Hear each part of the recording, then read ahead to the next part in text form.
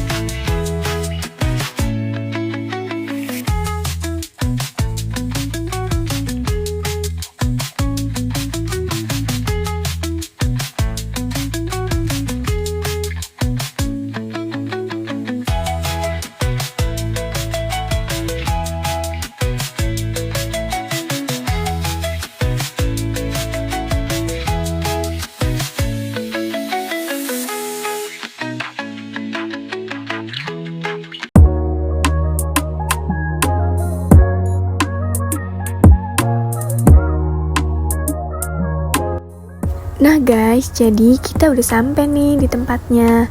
Kalian jangan lupa ikutin vlog kita terus ya.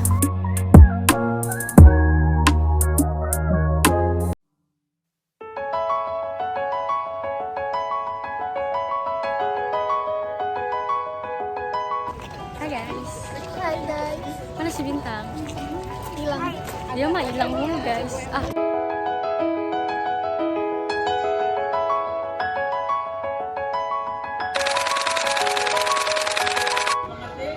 Siap di Marte.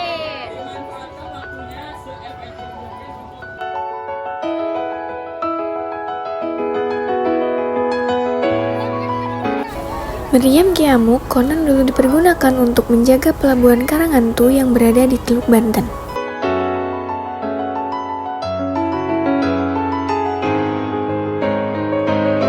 Siapa ya ini? Siapa ya ini?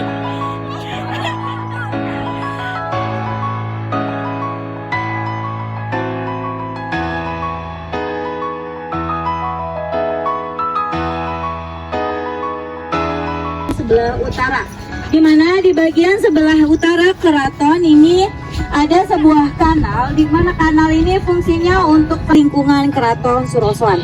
Selain itu, juga di sini tempat tambatannya kapal-kapal para tamu yang akan berkunjung ke Banten difungsikan untuk tempat menambatkan perahu. Kalau sebelum masa Kesultanan Banten, pada sebelum masa pra-Islam, ini merupakan salah satu yoni sebagai penghormatan kepada Dewa Siwa.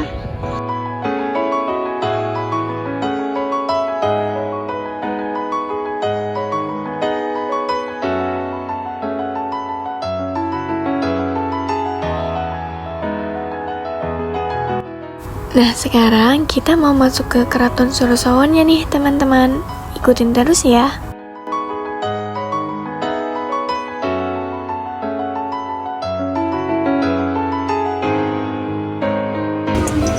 Ini adalah bentuk pintu gerbang Keraton Surosoan sebelah utara, di mana bentuk pintu gerbang keraton ini bentuknya setengah lingkaran yang memiliki fungsi untuk penghalau jika ada serangan dari luar. Di mana saat itu pusat pemerintahan Banten berada di Banten. Para pedagang-pedagang dari Asia, dari Malabar, Benggala, Persia, Arab, Keling, ya, Abesinia itu datang karena memang bertepatan dibangunnya pada tanggal 1 Muharram tahun 933 Hijriah.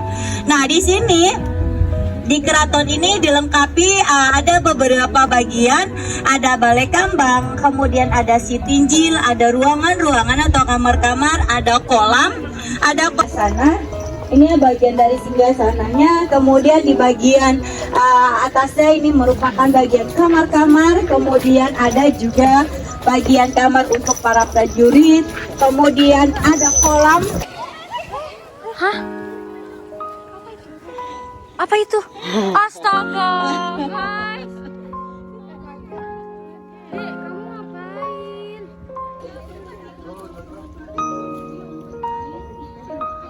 Udah biasa ya? Iya. Nah, ini adalah kolam untuk mandi putri ya, yang dimana di tengahnya itu misalkan para dayang yang membantu putri untuk mandi, kayak kasih lulu, sabun dan sebagainya.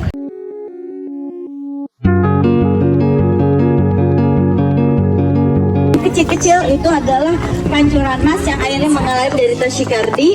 Kemudian nanti dari pancuran mas ini masuk ke kolam-kolam kecil di sana yang disebut dengan kolam pancuran mas. Dari kolam-kolam pancuran mas ini batu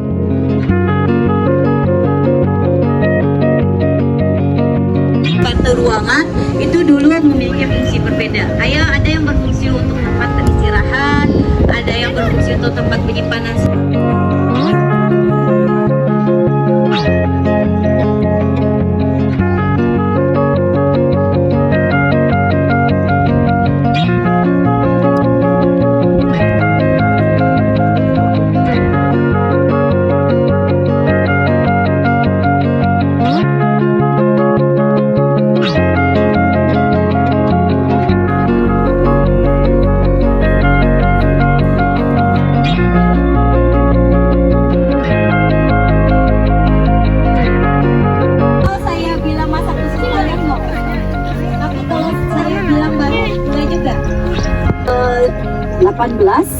Itu diasingkan, dibuang oleh Belanda, ditangkap karena memang beliau tidak mau mengikuti perjanjian yang sudah disepakati.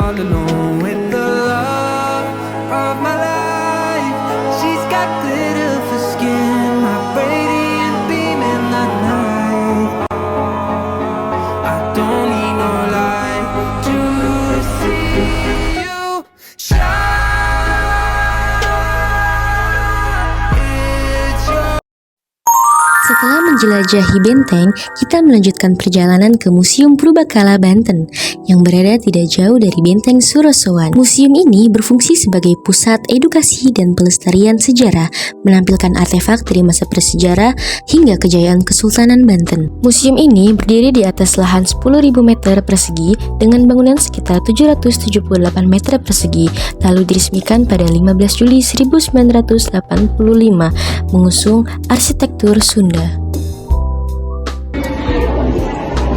Nah, jadi kita berada di ruangan kontemporer. Ya, gimana ini kontemporer dari museum. Bye-bye. Di dalam Museum Purbakala terdapat berbagai temuan artefak yang sangat beragam.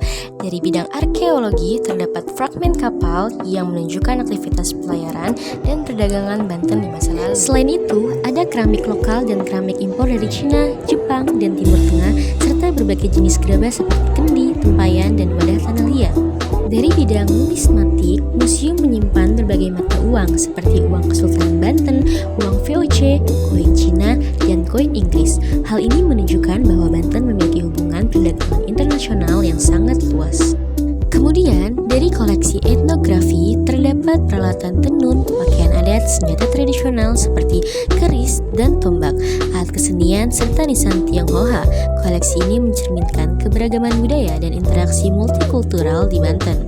Museum ini juga menampilkan koleksi keramik dan gerabah seperti kendi untuk penyimpanan air. Lalu ada tempayan besar, wadah pelebur logam, dan peralatan rumah tangga dari tanah liat. Selain itu, terdapat diorama dan artefak luar ruangan seperti diorama pelabuhan Karangatu dan aktivitas kerajaan yang menggambarkan kehidupan masyarakat Banten pada masa lalu. Tahukah kalian, Museum Purbakala Banten juga dilengkapi dengan ruang audiovisual dan miniatur bangunan bersejarah, sehingga pengunjung dapat lebih memahami sejarah Kesultanan Banten secara interaktif dan menarik. Melalui tayangan visual dan rekonstruksi bangunan, pengunjung dapat membayangkan kondisi Banten pada masa lalu secara lebih nyata. Dengan adanya museum ini, kita dapat mengetahui bagaimana Banten berkembang sebagai pusat perdagangan, budaya, dan agama, serta memahami peran penting Banten dalam jalur perdagangan internasional dan penyebaran Islam di Nusantara. Oleh karena itu, Museum Purbakala Banten menjadi sarana pembelajaran sejarah yang penting, khususnya bagi generasi muda agar nilai-nilai sejarah